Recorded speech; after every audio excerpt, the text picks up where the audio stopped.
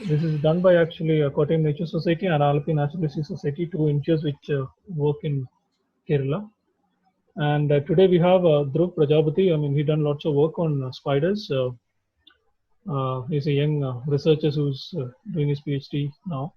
I done, I think, 3 years study in Tevara Sacred Heart College under Dr. Sebastian. Uh, so let's see. I mean, I don't know much about spiders, so hoping to learn a lot from today. I mean, at least if we can get in to learn some families of some spiders, it will be helpful. Thank you so much, Dhruv. Over to you. Probably I'm switching off your videos. So I request all Okay. of you to switch off your videos also. Thank you very much, David, for to introduce me. And hope hello everyone, and hope you all are fine during this difficult situation. So we gather here to discuss about the spiders. When we have to discuss about the spiders, so majority of people don't have to talk much on it. So just because of the maybe lack of knowledge or lack of interest. So in the this coming 1 hour, we'll discuss about some basic things of spiders, like how much they are important to our environment, how they are useful to human beings, how to distinguish spiders from other insects, and how to identify spiders, some unique behaviors for spiders as well as some unique species also. So let's start.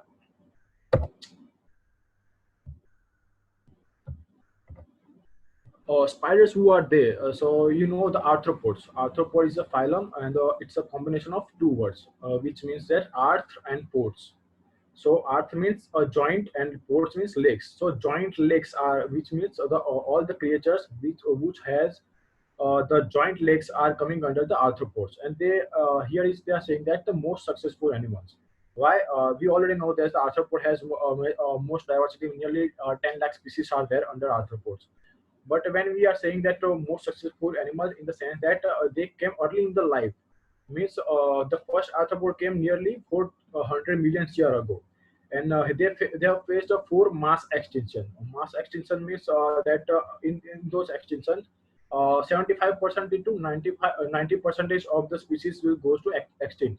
So they have faced these four difficult situations, and they have survived nicely. And right now they are adapted so nicely in our mother nature. So that's why they are known as most successful animals. And the spiders are belong to arachnida, the class arachnida. So many people used to say that the spiders are insect. Actually, if they are not an insect, they have a different class which is known as arachnida. Arachnida is also a combination of two words, arach and nida. Arach means eight and nida is legs. Okay, so every eight leg creatures who has the joint legs, they are known as they are coming under the class arachnida. So spiders is one of them, and we have many relatives of spiders like scorpions, mites. So we'll discuss about them. And the spiders are found in each and every continent except Antarctica. So Antarctica does not have any spiders. When we are talking about their habitats, are widespread and found in each and every habitat. So you can see the underwater. There is a one species in the world. They used to live the majority of the lifespan underwater. So this unique species also there in the spiders, and there are many ground spiders are also there. There are cave spiders are also there, and they are also found on the mountains. And then you can see the records. The very unique record is there. The jumping spider, which is collected from the Mount Everest, and it is at 22,000 feet height. So you can see the any bigger animal like the mammal cannot survive easily on the height of 22,000 feet, but they are adapted so nicely, and so that's why we can report them with the height of 22 feet also. And there are record for ballooning spiderlings, which is reported on the height of airplanes nearly 5,000 feet above. What is a spiderling? Spiderlings means nothing but the babies of spiders, and the ballooning is a process of dispersal in the spiders, which is a very interesting behavior, a process of dispersal in the spiders, in which those baby spider used to spin very fine silk fiber, and that with the help of wind as well as the air current, that spider buildings will fly in the air with the help of air current. And so that's why they are known, that process will similar to balloon. So that's why this process is known as ballooning. And this ballooning process is very interesting research also. And in those research records, there are some records says that they have recorded many spiderlings. They travel more than 500 kilometers by the process of ballooning. So this is a very interesting process, which is a dispersal process in spiders.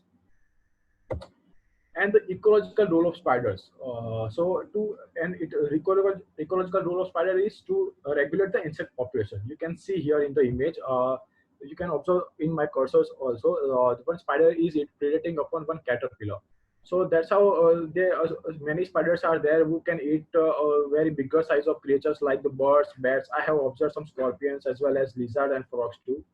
So there is the largest spider of the world, which is the Goliath bird eater, reported from the Northern America. So as per its name indicate that they are used to prey upon the birds. And the research says that they can grow up to the dinner plate size. So you can imagine how much bigger they are. And the spiders are also important food source for many other creatures like birds, lizards, and there is a wasp known as spider wasps. So they used to prey on the spiders. So spiders are also important food source for many other creatures. A vegetarian spider, not a perfectly vegetarian, but yes, mostly this species is a vegetarian. And this jumping spider is reported from Mexico, and they used to eat that acacia species. You can see that this is the leaf, and the end of this proteinous structure is known as Baltian body.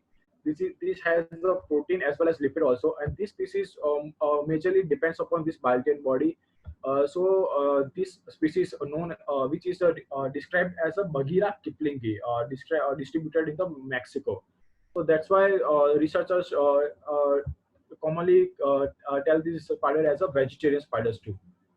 So there is a species of the spider which is a vegetarian. A cannibalism, which is very common in the spider, in which one spider used to eat each other. So you can see in the photograph, the one spider is predating upon the signature spider, and so that's how they can regulate their own population by this process known as cannibalism. How to differentiate spiders? Here I have given example of spider and ants. So he's majority of the people can easily distinguish ants and spider from this picture. But when you get the ant mimicking spider or beetle mimicking spider or any other spider who is doing the mimicry for other insects, that time you will get the many difficulties. So here is the most basic, five basic characters to distinguish insects and spiders. So first is body divided into three regions. So you see my cursor here is in ant. The first one is a head, second is a thorax and abdomen. So three body regions. When you see in the scientific language, this head is known as the cephalic region and this thorax is thoracic region. So when these two parties merge, and which is known as cephalothorax in spider. So in spider there is only two body regions. The second character is three pair of legs, which is reported in the insects. You can see here 1, 2, and 3. So total 6 pairs are there in the insect, whereas in the spider you can see 1, 2, 3, and 4. So total eight legs are there in the spiders. Antenna present in the insects. You can see it is a very useful organ for communication in insects, which is known as antenna. Antenna is present in insect, whereas you can see the spider, you will not find any antenna here. This smaller structure you can see in the cursor, which is known as pedipalp, and it is not antenna. This pedipalp is useful to catch their prey as well as while chewing. And in male, there is a reproductive organ. So this is not an antenna, but is a pedipalp. So you can differentiate by observing this antenna structure also in the insect. Spinneret, a most unique organ in the spider, which is not present in any other creatures. So you can see at the end of the abdomen, you will find some tubular structure, which is the spinneret, and the spinneret is known for the silk spinning organ. So spider used to spin silk by this organ, which is known as spinnerets. There are many rumors are there. The spider used to spin that silk by the saliva, which is wrong thing. But yes, most of the insects who used to spin like a silkworms are there. They are used to spin the silk by the saliva only, but it is not same case in the spider. They have a special organ for the silk spinning organ, which is known as spinnerets. And the fifth and last character, the abdomen is segmented. You can see in the insect, the abdomen is segmented in the 1, 2, 3, and 4 segmentation. Whereas you can see in the spider, you cannot see any segmentation here in the abdomen. But yes, there is one family of the a family in the spider which has the segmentation of the abdomen, but we do not have any species in our India which has the segmented abdomen. So we have only unsegmented body part which has what we have in our India. Spiders and their relatives. I have already discussed about the arachnida. So there are many relatives are there which is close to spider. So there is a scorpion. Majority of the you people may know about the scorpions. And here the mites, which is order Acari. Whip scorpions. You can see the tail. The tail of the scorpion is like whip-like, so that's why they are known as whip scorpions. You can see the other all structure are very close to scorpions, so that's why they are known as whip scorpions. And the camel spider or order solifuge. In you can see in that common name there is a spider, but actually they are not a spider.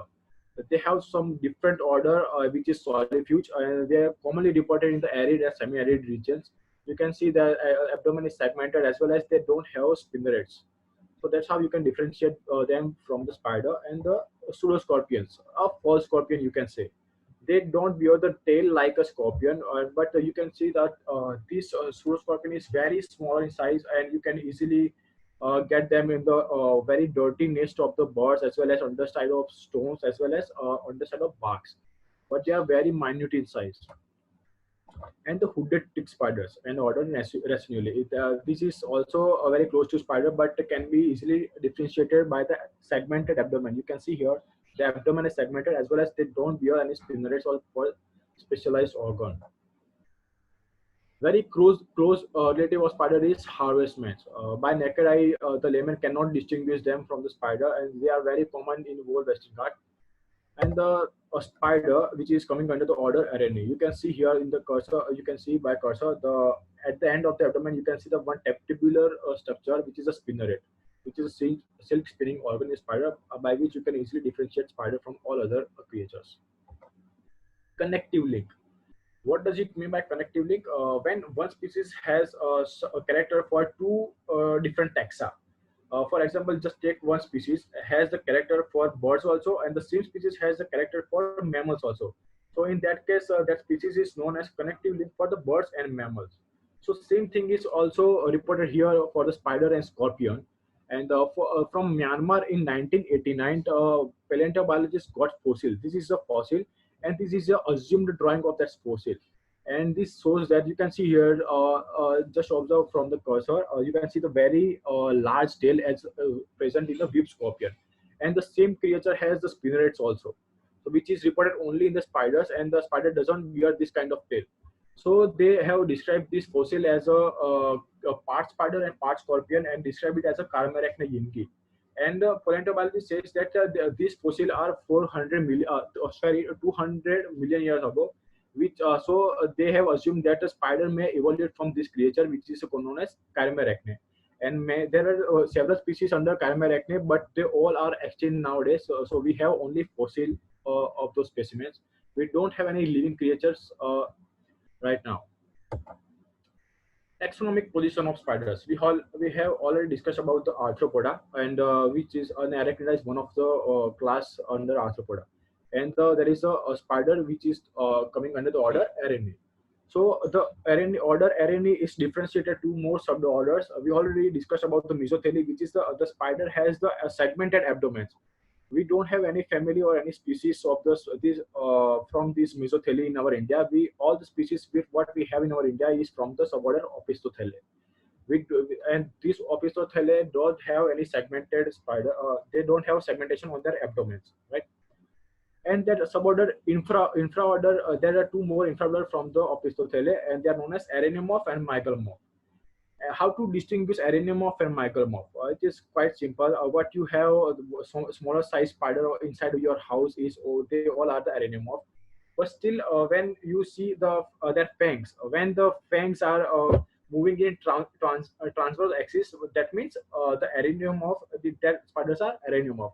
But when the Mygalomorph, you can, in the case of Mygalomorph, the fangs are moving in the longitudinal axis. So that way you can easily differentiate Araneomorph as well as Mygalomorph. How many spiders are there? So far, 48,422 species are there throughout the world. And the expert says that still 60% of spider is yet to be described. Means still we don't know about the 60% of the spiders. And if you see the digit drop over India, which is 1686, this is actually a old scientific paper like published in 2014, but right now we may have the 1800 species from here India, but still those digits are too smaller. And why? Because we have just started in the field of spider taxonomy. So I hope we can do progress in this field. When you are dealing with the spider taxonomy, the morphology is the most basic thing.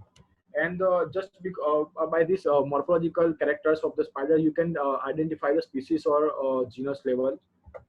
So let's see.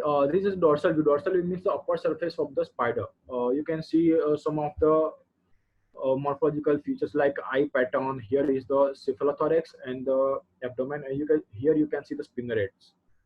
And the same in the ventral surface, you can see here that this is fangs will be here. So this is chelicerae. Here is the maxilla, labium, and these all are mouth part which is useful in chewing and while catching their prey. And here you can see the spinneret very easily. Here from this structure they will spin their silk. And this spider is a female. So here you will find the epigyne, which is the reproductive organ of the spider.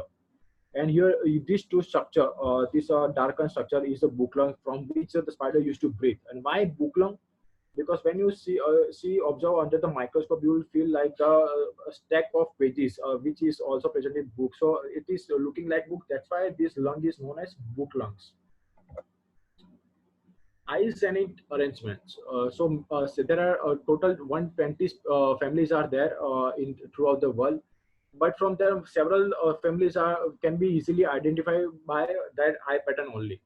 So there are total many. So you can see the photograph. You can see the majority of the spider has. You can see the total eights are there.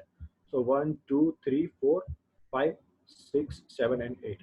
So majority of the spider has 8 eyes, and there are spiders who has a 6 eyes, 4 eyes, 2 eyes, and there are many cave spiders also who don't have even eyes.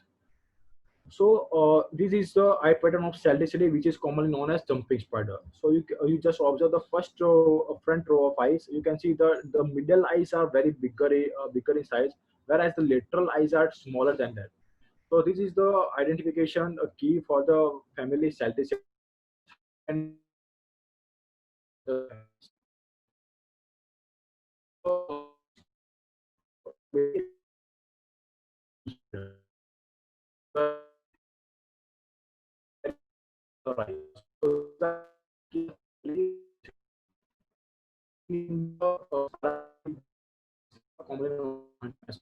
so you can see the eyes are located in the two eye rows. So this is the first 4 eyes, and another 4 eyes are behind that.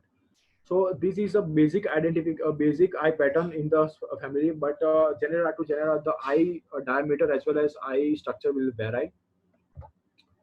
And the same thing in the Thomisidae, which is commonly known as crab spiders. Why crab spiders? Because their body posture is similar to crab, so that's why they are commonly known as crab spiders. So here you can also the eye pattern is a basic eye pattern for the family. And the family Oxyopidae, which is commonly known as ring spiders. So you can easily differentiate this family by their eye pattern. You can see they are making hexagonal shape. So you can see 1, 2, 3, 4, and 5, 6. So 6 are making hexagonal shape, and just below them, 2 more smaller size are there. So just by observing the hexagonal shape, you can differentiate the family Oxyopidae. And there is the last photograph of the family Dinopidae. So you compare this photograph with the first photograph. In the first photograph, what is that? The middle eyes are bigger in size, whereas the lateral eyes are smaller in size. And it is a total opposite in this photograph. You can see that middle eyes are too smaller and the lateral eyes are quite bigger. So that's how you can differentiate several family just by observing their eye patterns, and you can identify the family from the same. Morphology of legs. Spider legs has total 7 segments. Here is you can see the 1, 2, 3, 4, 5, and 6, and the 7th segment will be attached to that body part only. And you can see the so many hairs are there, spines are there, which will be useful to sense the vibration for the spider. And at the last segment, the claw is attached here. And if you see the electronic photograph here, you can see in the cursor that electronic photographs of the claws are there. And you can see that comb-like structures are also there, which will be useful to work on their own web. You can see in the last photograph, the spider is working on their own web with the help of claw. So they are working on their own web with the help of claw. Spinneret, a most unique organ which is helpful to spin a silk. You can see here the structure of the spinneret. So there are two different types of spinnerets: a posterior lateral spinneret and the anterior lateral spinneret. So when you take the electron microscopic photograph, here is the, you can see the colored electron microphotograph. You can see the yellow colored things. This is the silk spinning glands, which is known as spigots. So spigot is used in very fine fiber.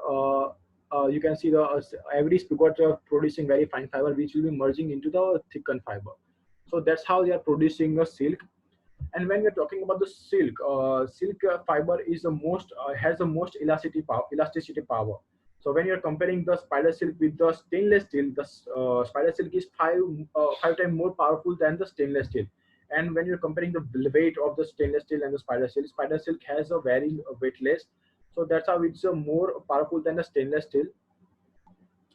And the many several family of the spider can also be identified just by observing the spinnerets. Here you can see the Gnaphosidae family, which is very common on the ground. You can observe the cone-shaped structure of the spinneret, which is one of the basic identification key for the family Gnaphosidae.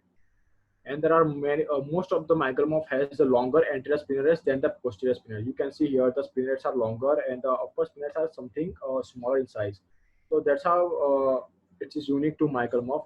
And when you see the genus Zimiris, which is a genus of the family Gnaphosidae, you can see the spigots are too longer in size, and the both spinnerets are far from each other, which is the identification key of the genus Zimiris and the nearby genera.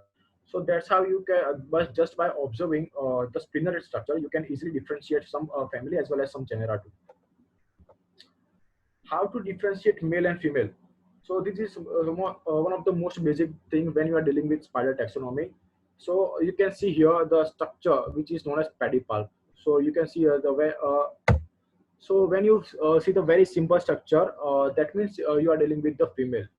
But when you see in the male, the distal end of the pedipalp is a bulky structure, the bulky as same as the boxing gloves like structure. So this is the modification of the reproductive organ. Though, so when you are dealing with the male, they have the reproductive organ here. So that's how you can easily differentiate male and female just by naked eyes. So just observe their pedipalp, and by the observing pedipalp, you can say whether this is male or female. How to identify the spider? So for that, there is a proper methodology. You have to follow that method. So let's see that method. Collection. For each and every spider, like ground spider has a different collection method, and web spider has different collection method.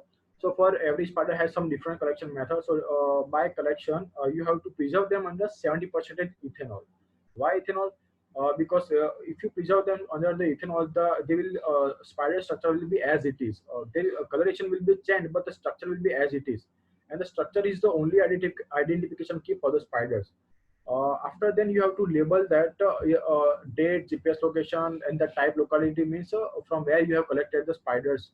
After then, and if you found any interesting behavior, you all these things you have to label on the collection bottle.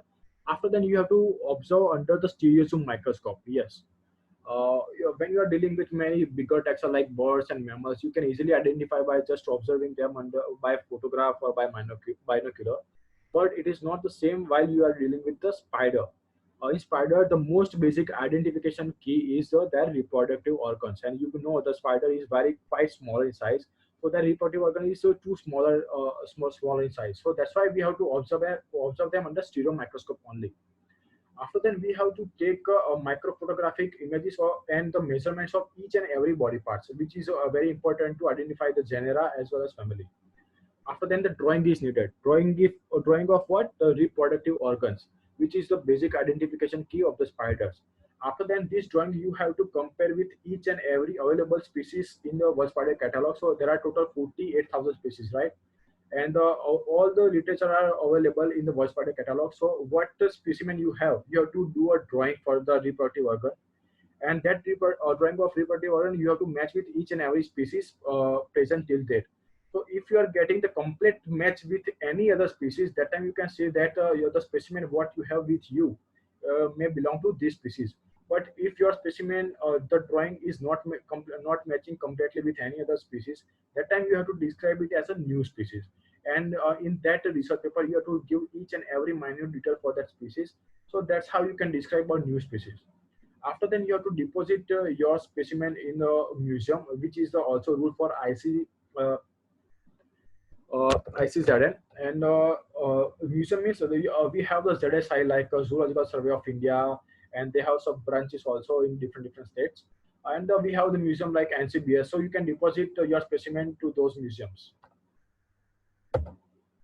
So this is the basic reproductive organ of male. Which is a basic identification key for the identification of the male. So here you can see I have given the three examples of the three genera. This is the male pedipalp, which is known as a reproductive organ of male. So this is the all three microphotographic images, and this is the drawing which I have done by observing under microscope.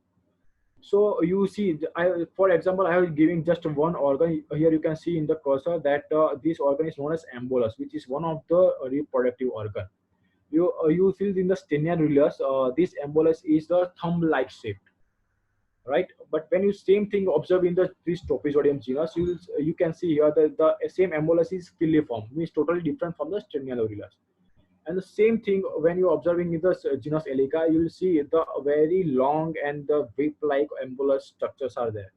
So you see the same structure is quite and totally different in each and every genera. So that's how you can differentiate your species from all other species. And the same species and the same thing in the female. Uh, the reproductive organ of the female is known as epigyne. And this is the female spider, and you will get the epigyne here. And this is the dissected epigyne you can see, and this is the drawing which I have done under microscope. So I have given the example of two genera. So you can see this structure which is known as spermatheca, right? And you can say that it's a dumbbell structure, a dumbbell shaped. It's in dumbbell shape. But when you see in the same structure in this genus Tropizodium, which is a pear shaped, or you can say completely in round shape. So the same structure is totally different in all the species. So that's how you can differentiate your female specimen from all other species. Deadliest spiders. So there are so many rumors are there in India that we have the black widow spider, which is very lethal to human, and it has a powerful venom. But those all are rumors, and we do not have any deadliest spider or any spider which is lethal to human. So let's observe the lethal spiders of the world. The first one is black widow spiders. This species of the lethal species is reported from the Northern America, and this species is the Leptodactylus macentans.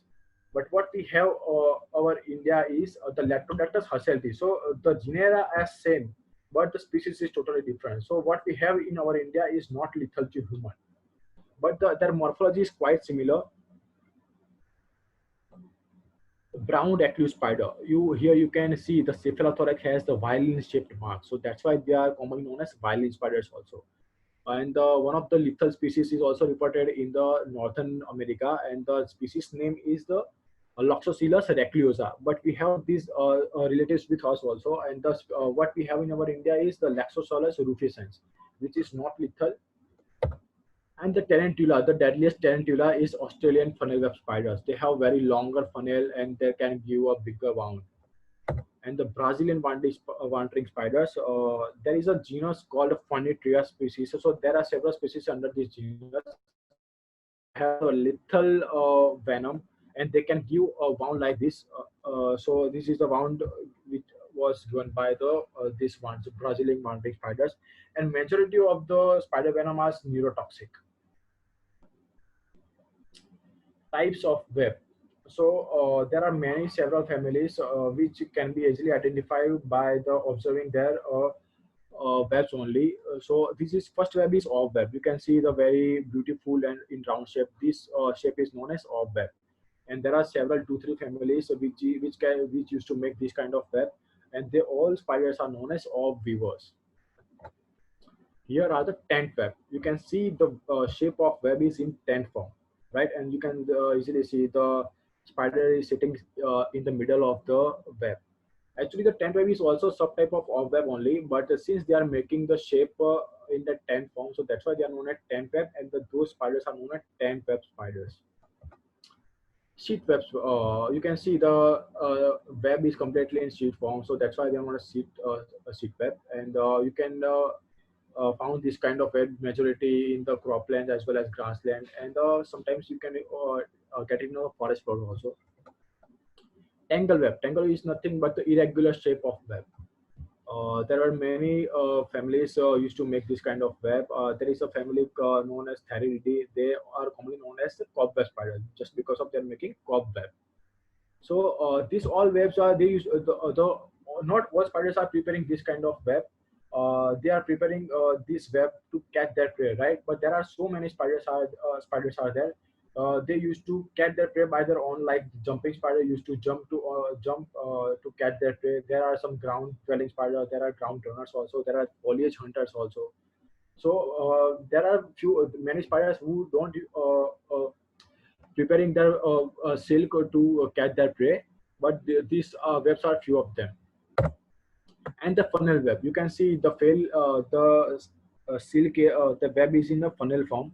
You can see the many silken threads are spreaded here. So when insects came that time, it will create a vibration. So that vibration will be sensed by the spider, which is sitting inside the tunnel. So that spider will come out and catch their prey. So in that way, this funnel web will help the spider in two ways. Like they're help in the catching their prey, as well as this tunnel is protecting the spider from their enemies also. Trapdoor. This is something interesting. Actually, it is not a web, but this is you can see this is a lead-like structure which is known as trapdoor. And trapdoor is prepared with the help of the silk fibers as well as the debris and the soil material. You can see this trapdoor is completely camouflaged with their backgrounds, right? So there is a spider used to prepare one mound, and spider used to sit inside that mound. And you can see the lead, that trapdoor is attached to the only to the one end, and the surrounding to the mound, the spider has spread many silk fibers. So any rodents or any predator came near to this mound, just with the help of that silk fiber, it will create a vibration, and with the help of the sensor, and that vibration is sensed by the spider which is sitting inside the mound. So the spider will come out from the mound, and it will catch that prey. So that's how the trapdoor is helpful to the spiders, and those all spiders are known as trapdoor spiders. Water spider Argyroneta aquatica. In the beginning of the lecture, I have told that there is a one species who used to live majority of their lifespan underwater. So this is the species which is known as Argyroneta aquatica. So this is a photograph of the species, and this species is commonly found in the shallow pond as well as wetland, which has a good amount of vegetation. And the distribution of the species is the Palearctic regions, which means we don't have this species in our India, but our nearby countries like China has this species. So there is a chance to get this species, like northeastern states and as well as northern states. But since there is a scarcity in our India of the spider taxonomy, so there is a reason we don't have this species in our India. But if we try to report them in the northern eastern state, there is a chance to get this species. They're also known as diving bell spider. Why? Because of this. They used to make this beautiful bubble with the help of silk inside the water. They used to live through a majority of their lifespan inside this bubble. So you can see within the bubble there is a essential gases are also there, which is useful for every terrestrial creatures, right? So they are making they used to make very nice silk bubbles inside the water. But how they are adapted to this beautiful adaptation, because of the hydrophobic hairs. So they have the adaptation of the hydrophobic hairs, which is spread in all the body parts of the spider. And the hydrophobic hairs will help to catch the air bubbles. So hydrophobic means the effect of the water will not affect those hairs. So when the spider dive inside the water, you can see here the last images. The spider just came inside the water. So the abdomen is covered by the air bubble. So the hydrophobic hair will help them to catch the air bubbles. So with the help of air bubbles, they are preparing the very big air bubble with the help of silk threads also. So that's how they can live majority of the lifespan inside the water. Fishing spider. Fishing spider is known for their piscivore nature. Piscivore means the creature who used to depend on the fishes. So you can see in the images one spider which is from the Milus genus predating upon the fish. So as we have seen the in the water spider Agaronata aquatica, they have the adaptation of the hydrophobic hairs throughout their body, but the same thing is also here, but the thing is this spider has only hydrophobic hairs only on the last two segments of the legs. So with the help of these hydrophobic hairs, they can swim on the water surface for 5 to 10 minutes only, so which will be helpful to catch the fishes. So that's why this family Piscidae is commonly known as fishing spiders. Widow spiders. We have already discussed about the widow spider in the deadliest spiders, but we have the non-lethal widow spiders also in India. This is the Leptodactylus husselti. But the interesting thing is why they are known as widow spiders. In first image, you can see the bigger spider, which is a female, whereas the smaller spider is a male. So after mating, the female used to eat their males. So that's why they are known as widow spiders. This is the Leptodactylus husselti, which is now invasive species. They came from the Australia, and now majority of the state of India has this species. And the another species is Leptodactylus geometricus. So from the same genus, we have two species. When I talk about the Gujarat state, most of the districts of the Gujarat has these two species, and this species Geometricus, Leptodactylus geometricus, is commonly known as brown widow spiders also because of their brownish colorations. And where it is easy to easily distinguish the Leptodactylus genus by observing this. You can see the cursor. The sandy cloak-like mark is there on the ventral surface of the abdomen, which is also present in the same species. So all Leptodactylus has these marks. So you can easily differentiate by this mark. Uh, uh, and you can see the egg pouches also. So by egg pouches also you can easily differentiate the species. You can see the Leptodactylus husselti, the egg pouch has the smooth surface, whereas in Leptodactylus geometricus, the egg pouch has some spikes. So that's how you can differentiate the species by observing that egg pouches also. Parental care. We already discussed about the cannibalism, so which is very common in the spiders, but there are some good examples of the parental care are also there in spiders. So let's discuss about them. The family Pulcidae, which is commonly known as sealer spiders. We know that in our houses there is a spider with a very longer legs. They all are coming under the Pulcidae, and they are commonly known as sealer spiders. So they used to carry their egg pouch on their chelicity or their mouth. So and they will be protect that till the hatchling bees will come out. So they are protecting this egg pouch on their carrying by carrying their own mouth. So the same thing is also visible in the Sparacidae, the commonly known as huntsman spider.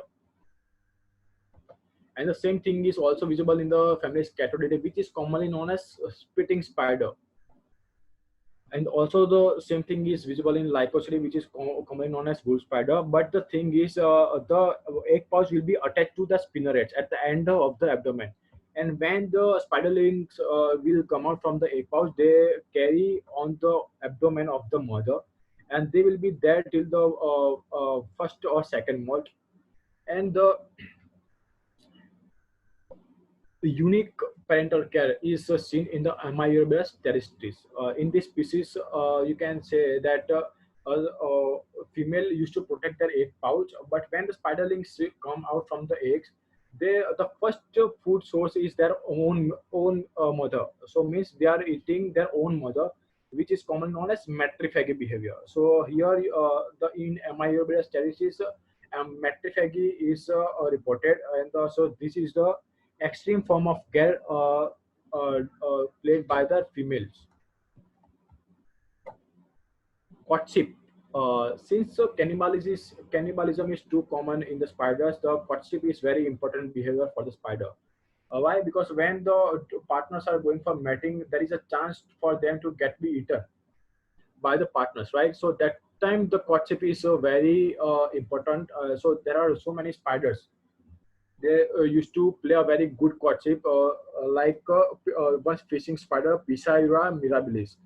in which male partner used to give a food to a female or to impress their females. Here you can see in the image the male are giving the food as a gift to their females to impress. So that's how they are playing the very good courtship. And you know about the peacock bird, right? So in the peacock bird, what they are doing, that male has a very colorful feathers, and they are playing a very beautiful courtship dance for their females to impress their females. So same behavior is also visible in the peacock spiders, which is distributed in Australia. You can see in the image, this is the female which is dull in color, whereas you can see in the male is a very colorful. In the male, they have adapted abdomen. It's like a hard flap-like structure in the abdomen. And when they are playing the dance, they are that expand whole air abdomen, and they try to show the coloration to the female. And with the help of third pair of leg, they are playing very beautiful dance to impress their females. So that's how they are playing very beautiful dance.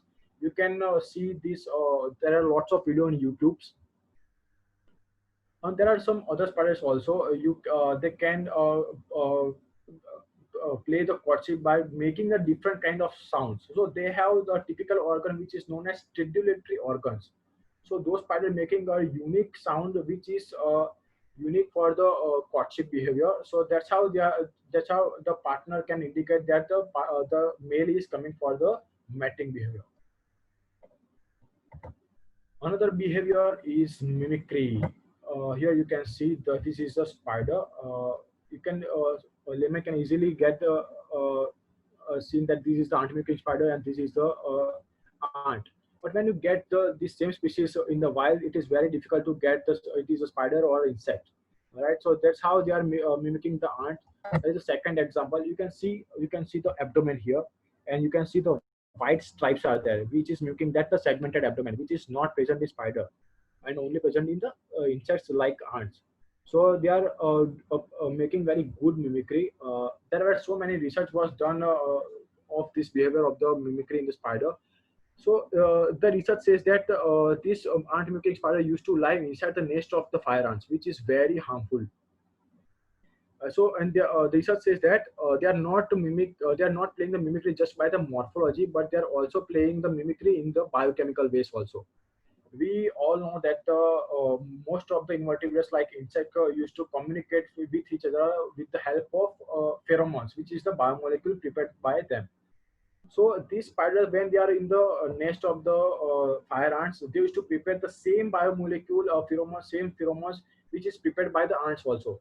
So that's how they are they are playing a very good mimicry, not only from the morphology itself, but they are making this mimicry from the biochemical view of also.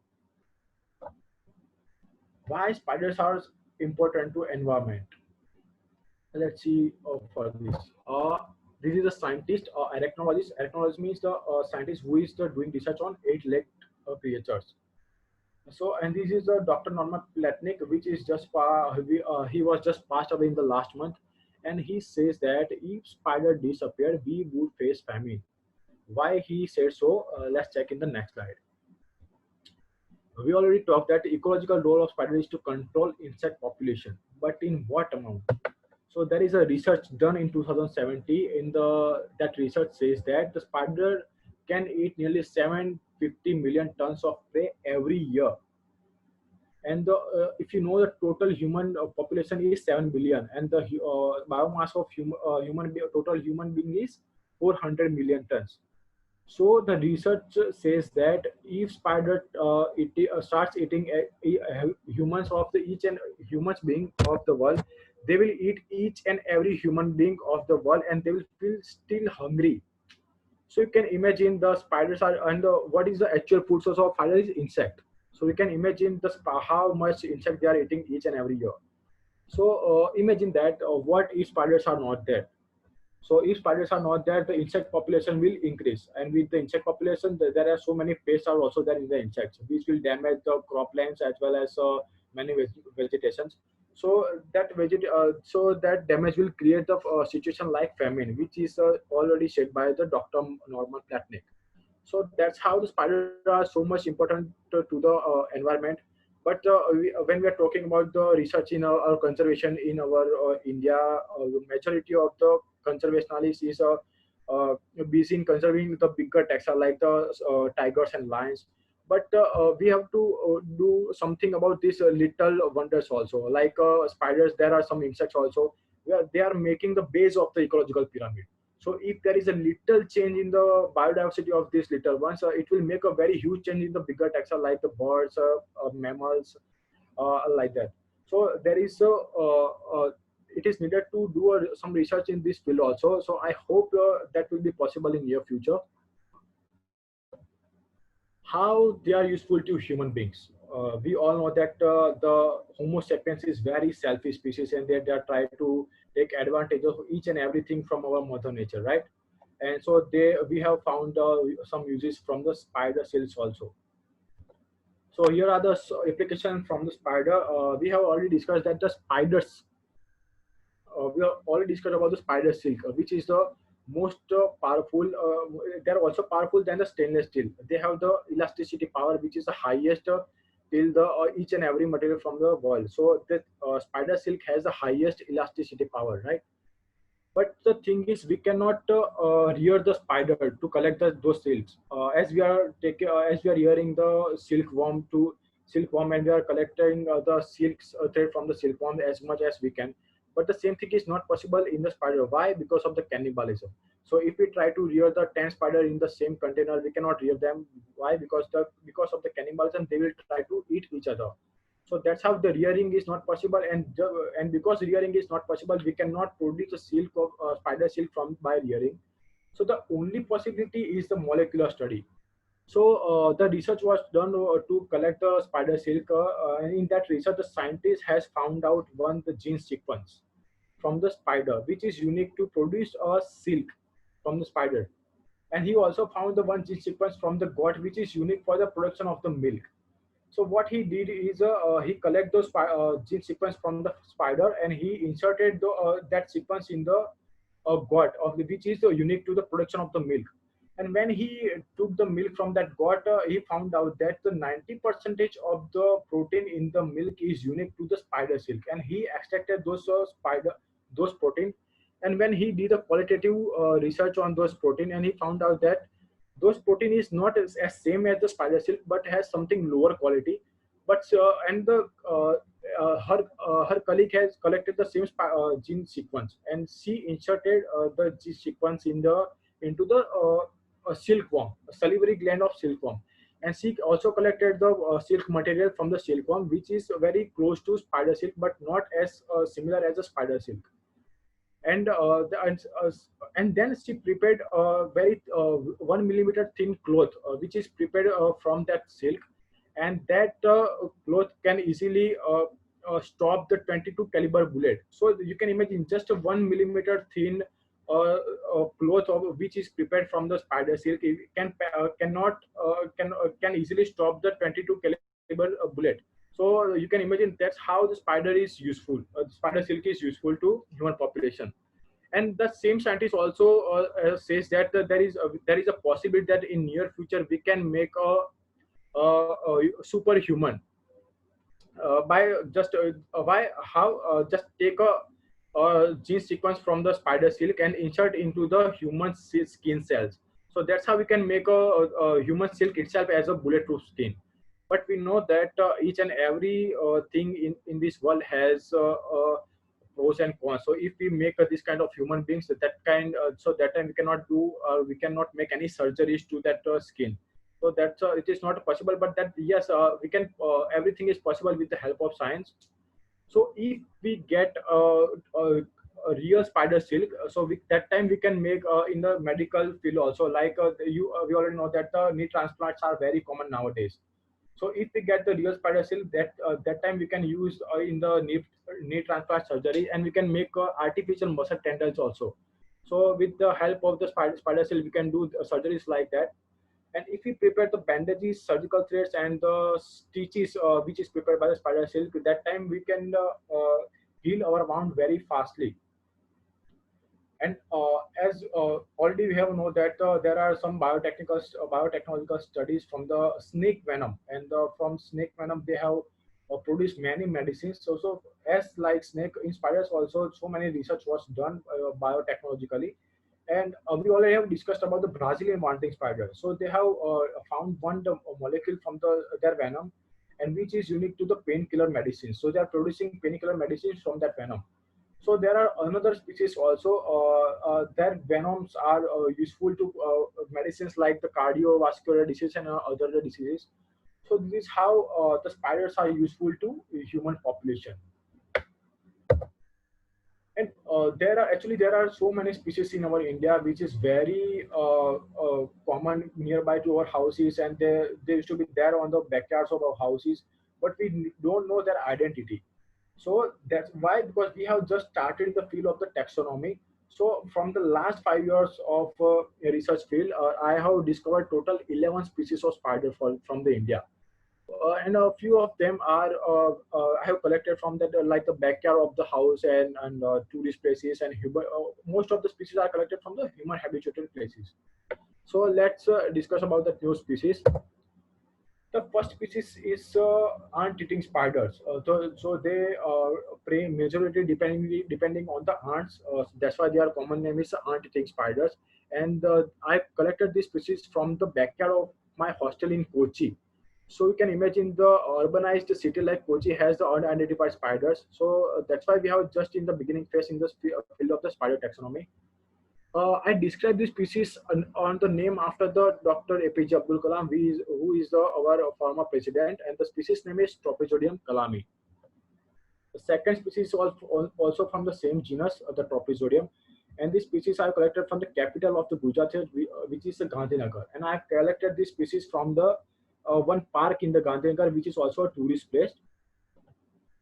The Viridium, the name of the species Viridium is nothing but the green combination of two words which states that the green city. You can see here the Viridis means the green and Urbus means city. So it is nothing but the green city. So Viridium is a combination of two words which states that it's a green city.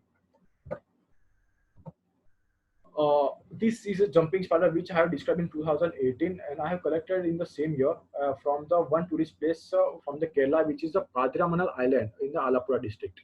Many tourists used to visit these places, and I have described this species on the name of the Kargil War martyr, who is also Paramveer Chakra awardee, and he is Captain Vikram Batra, and you can see here the species name is Ixias Vikram Batra. This species are recently described from the same locality, Padiramanal Island, and this is also a jumping spider. You can see the Popeye-like legs are represents this species, and this species is named after the great saint from the Kerala. He is the Saint Chevra. So I have described this species on his name, which is the Indomarengo Chavra Patel. With the same species, I have described this jumping spider, and this species I have collected from the very human habitated places like the Gujarat University campus as well as the Padiramanal Island and one a city from the Tamil Nadu. So, and I described this species on the name of Sachin Tendulkar, which the species name is Marengo Sachin Tendulkar. And recently in 2019 December, I have described the species, which is also collected from the Gujarat University campus itself. And this species is named after the Wing Commander Abhinandan Varman, who already shows the bravery during the recent India-Pakistan standoff.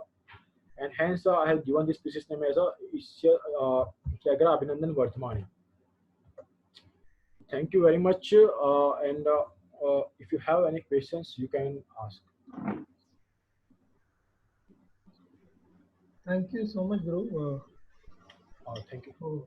Very good presentation. I just opened the chat box. If you have any questions, you can just come there and ask. Okay.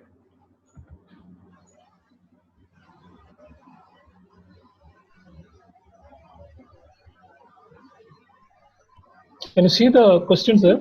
Yeah.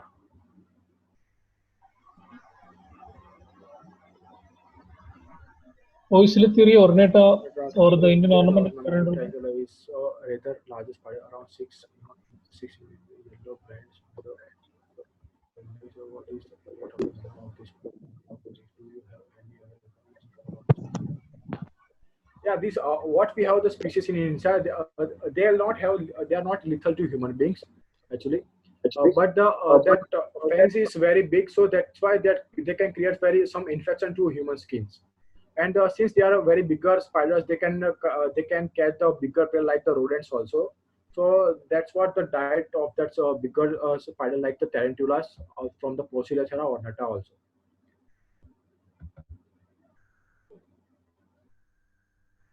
And the many species from the genus Poecilothera, like Poecilothera ornata, they are treated as a pet.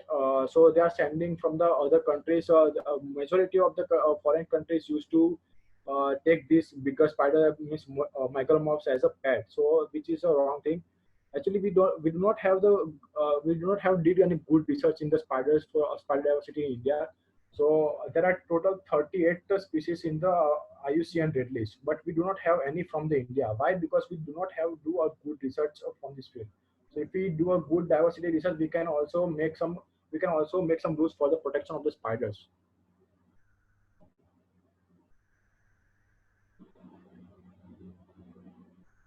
Yeah, ballooning is the dispersal process in the spiders.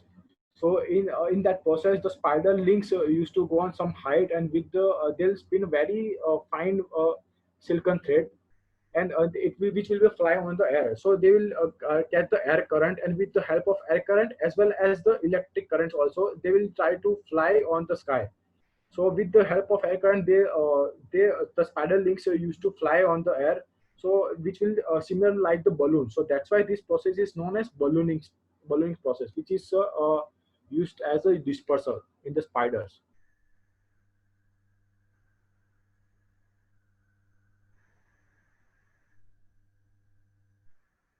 Silicone only web made from silicone. I don't know about this.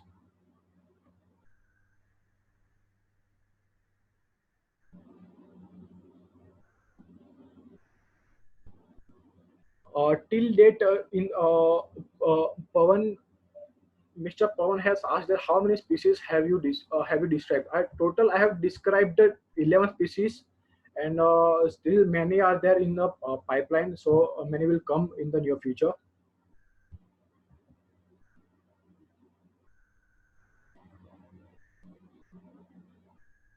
No, yes, Redmi, who is Redmi? He or she asked that no Indian spider is lethal. Yes, right now we do not have any report of the lethal spider in India, so we do not have to worry about that. Social spiders, yes, there is a one family. They are known as social spider. Means the only family. It is known as Arcidae, and there is some genera are there which is known as Stegotyphus. So those spiders are used to they used to live the social life. So this is the only example which is known as social spiders.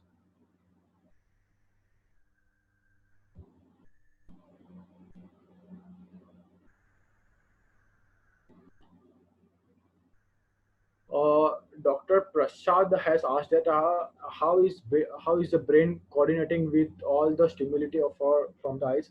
I don't know much about the biology of spiders. I'm the taxonomist, so I don't know much detail for this like neurology of the spiders. So sorry for that.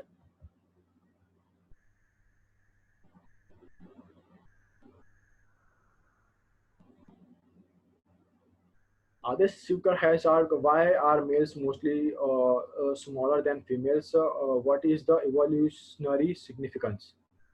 So there were some hypotheses says that the copulation of the spider is a very fast process. So after the mating, the sperm was already inserted in the reproductive organ of the female.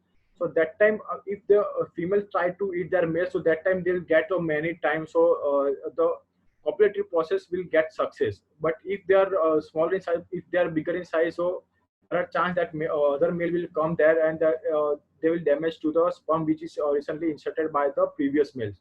So this is the hypothesis.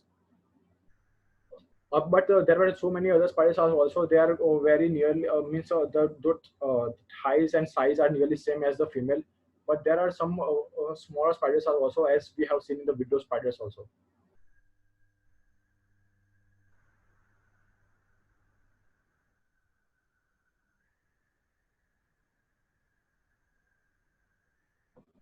Imman Nayak has asked that do we find Matrifag in any other family? I haven't seen in any other family till date, but am I till you know that from last 5 years we have the Amyurubes in our India, but which is a misidentified species. So now those all Amyurubes are now in the different genera.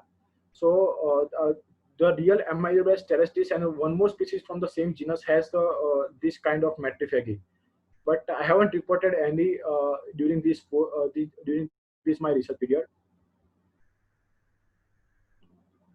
Uh, Sonus has asked that the Falcidae family spider's bite is toxic to human. Actually, the all the spider toxic to humans means they will if they bite and so there were so many spiders in the same family Falcidae. They can bite and they will create some infections also.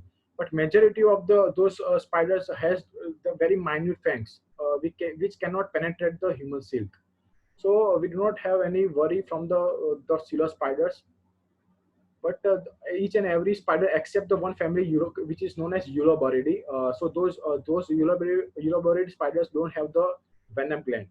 So other all the spiders has a venom gland. So if they bite you, they will create those laser infection on your skin.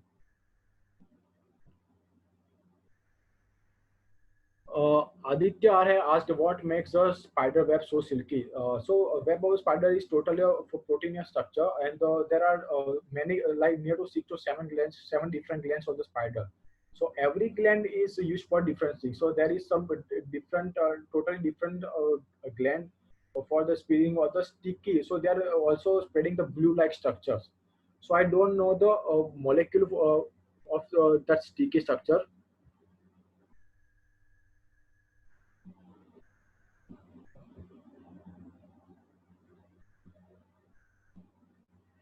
Uh, Bhagyashree Nirala has asked that is there any book for identification of the spider? The identification of spider means you'll not get the single book to identification of the bull spider, but that in near future the experts are publishing one book in which they will publishing each and every identification key for the families. So to compile all the identification key for the every species is nearly impossible, but you can register in the World Spider Catalog. So if you know about how to identify the family, that time it will be a very easier to identify the genus and the species level just by using the World Spider Catalog. Just register in World Spider Catalog. Each and every literature is available for every species there. So that time it will be easy to identify a spider species. So field guide when you are dealing with the invertebrates, the field guide is the literature is a problem. So just register in the World Spider Catalog. Guru Kumara is also asked the same questions. Just register in the World Spider Catalog. You'll get the each and every characters and each and every literature for the every species. But before that, you must know about how to identify the families of the spider.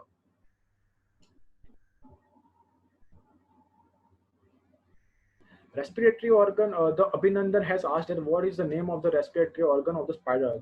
It is known as book lungs. When you observe that book lungs under the microscope, you will feel like the stack of pages or what you can see in the book. So that's why these lungs are known as book lungs.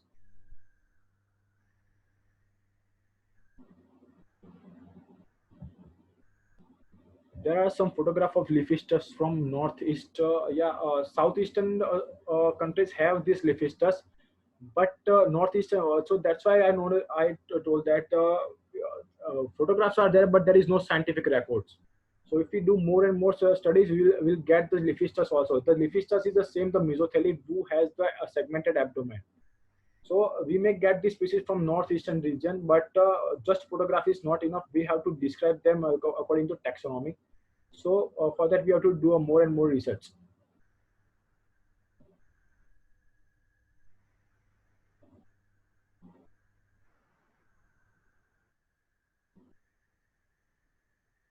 Rohan Redkar had asked, there are how many types of spiders? So I already told that in total in India we have nearly 48,000 species, and there are two layers. So the experts are saying that 60 to 70% spiders are yet to be described.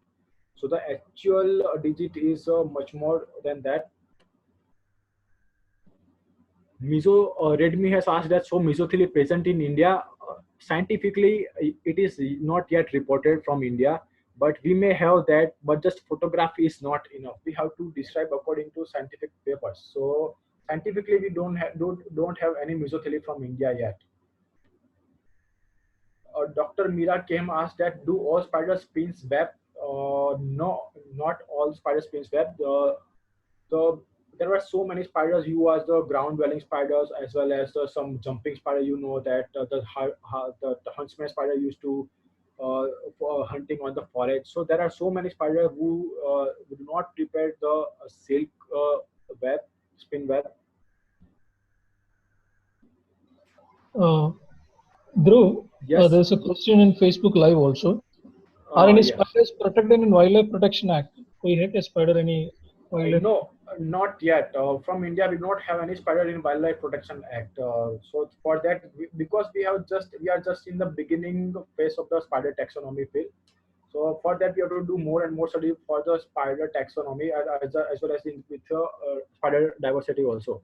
But that I have already told that there are 38 species in the ICZN. These are ICZN threatened list, but not a single one from our India. So for that, we have to do a more research for that. Okay. And anyone working on spider conservation in India? No one. We all the electrologists are working on the spider taxonomy right now, but no, that because we are just in the beginning phase. We don't know about the species who are roaming around our house. So how it is possible to know how this species is rare or not? So for that we have to do a more diversity research. After then only we can say that this species is rare or threatened. So that after then only we can put some species in a wildlife protection act. So no one is One more, doing work. okay. Yeah, One more question. How did ground spiders evolve? I don't know much about evolution actually. So Okay, no sorry for problem. that. Okay, you can carry on from question here. Yeah.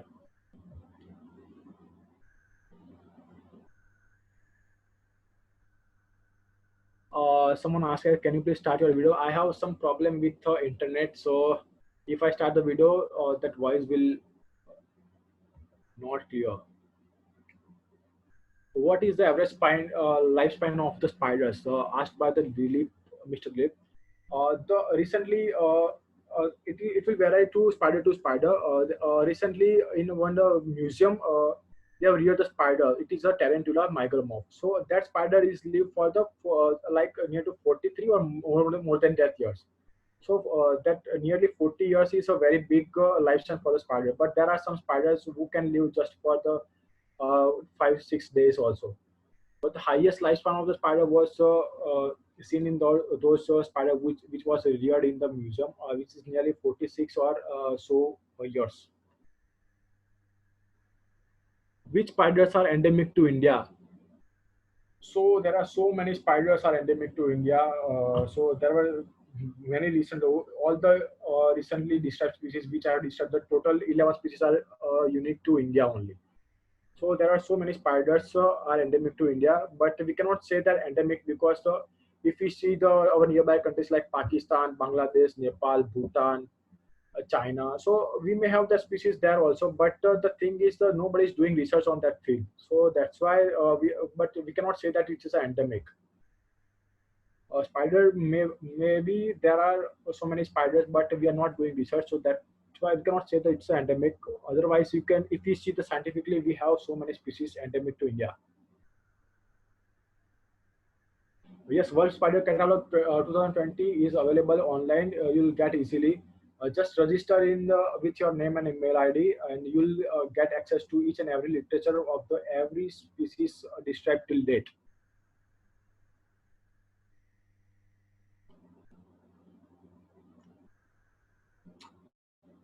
Collection of the spider is very easy. Just put one bottle, and they will try. They will come automatically sometimes. And when you are dealing with a bigger spider like the tarantula, just collect in a bigger container and put some chloroform or anything. So that time they will paralyze, and after that you can easily preserve. And I do not have attacked yet by any spiders. Sorry to butt in again.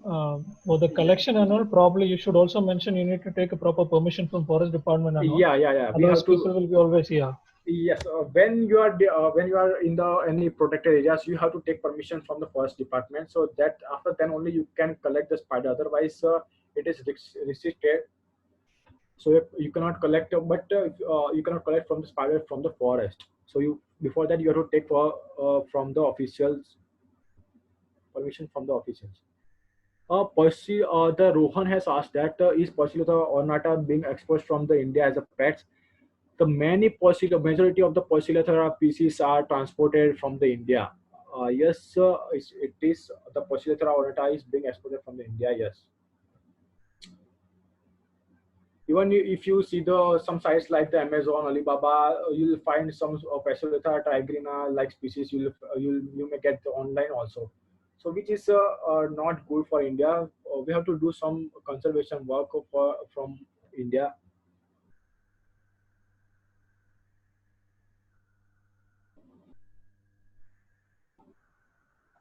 Probably you can choose some relevant questions from that. Yeah. Regarding tarantula, majority of the tarantula used to live in the one funnel, in the tunnel, or like the what I have seen the trapdoors also. But where the sometimes during the night or during rainy season they used to come outside also. So you can take them in the some other mounds like tree holes also. You can get. Or during the night time. So and that will be common during rainy season. But commonly they used to live inside the tunnel or the trapdoor.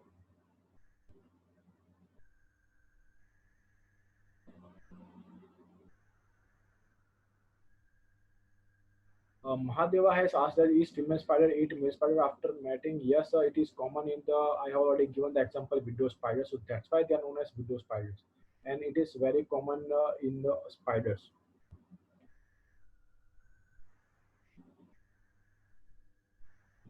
Uh, Mr. JVD Murthy has asked, that, can you recommend a book of Spiders of India? There is a book known as the Spiders of India by my guide, Dr. P.S. Sebastian. You'll get the identification key nearby 60 families. So you can get that book. But for identification of each and every species from our India, it is not available in that book. But yes, the identification keys are there. So you'll get the identification key from the book known as Spiders of India.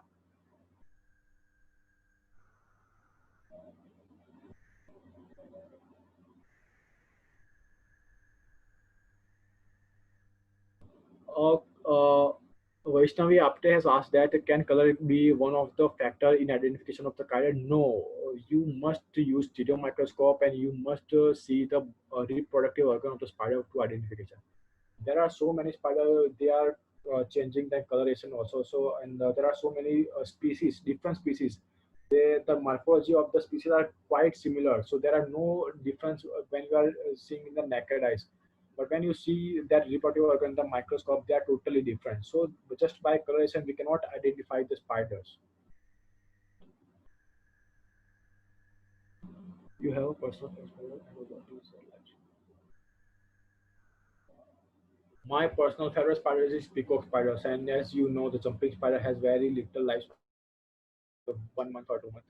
So, Dr. Meera Kehma asked the same question.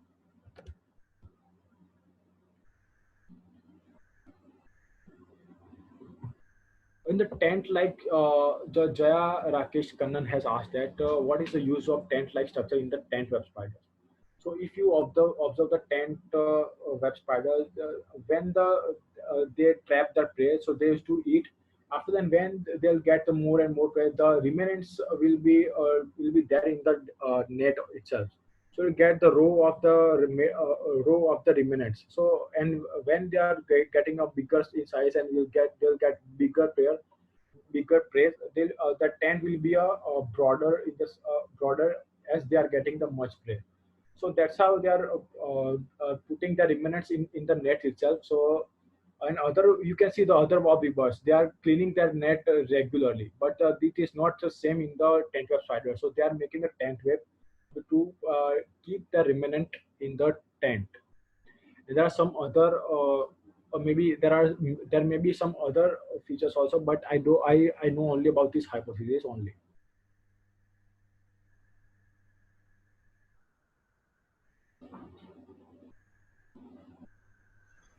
So probably you can choose one or two questions more, then you can put down your email ID. So if you have any questions, they'll write to you. Yeah, there are.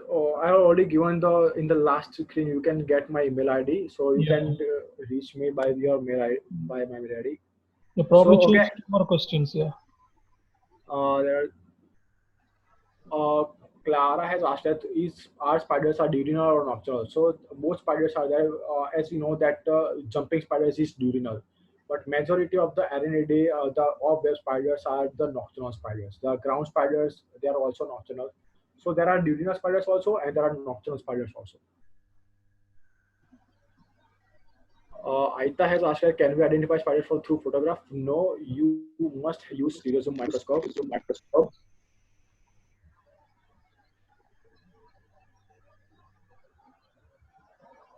Okay. Okay. Thank you so much, Dhruv. I think I'll call Ashwati. She's the one who introduced you to me. So let her come and say word of thanks. Are you there, Ashwati? Yes, sir. Okay, over to you. Hello, everyone. Myself, Ashwati. Just a few lines to thank our speaker of today, Dhruv Prajapati, for his wonderful presentation on the introduction of the world of spiders. Thank you so much for the session, Dhruv. By throwing light to these 8 animals, which are always neglected by everyone due to their scary appearances. I think through this session, you must have brought changes in the minds of all the listeners here by explaining explaining these fascinating creatures, especially their importance, their different families, mimicry, parental care, and other features. Thank you for an inspiring talk, and I think it has been very valuable for anyone who wants to enhance their understanding on these spiders. Finally, a big thank you to the Kottayam Nature Society and Alapura Nature History Society for giving an excellent coverage on different sessions with eminent speakers, be it on these birds, spiders, moth, reptile, etc. Also, I thank all the great minds behind this program, especially Sri Kumar sir, David sir, Harikumar sir, for organizing such a wonderful classes during our lockdown days. Looking forward for similar sessions in future also. Last but not the least, I would like to thank each one of you for actively participating in these NVNAs organized. So thank you. Thank you very much, Aswati, for this great opportunity. Thank you, Ashwati and Dhruv.